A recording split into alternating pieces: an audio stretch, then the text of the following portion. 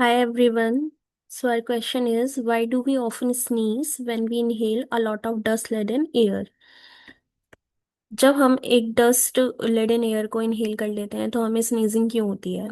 जब डस्ट हमारी नोज में जाती है तो डस्ट के अंदर अनवांटेड पार्टिकल्स होते हैं, जैसे डर्ट, पॉलन, स्मोक, जो हमारी नोज को इरिटेट कर सकते हैं। इसलिए हमें क्या होती है, स्नीजिंग होने लगती है। When we breathe in, unwanted particles like dust, dirt, pollen, and smoke can enter our nose and irritate it. This irritation makes us sneeze. Thank you.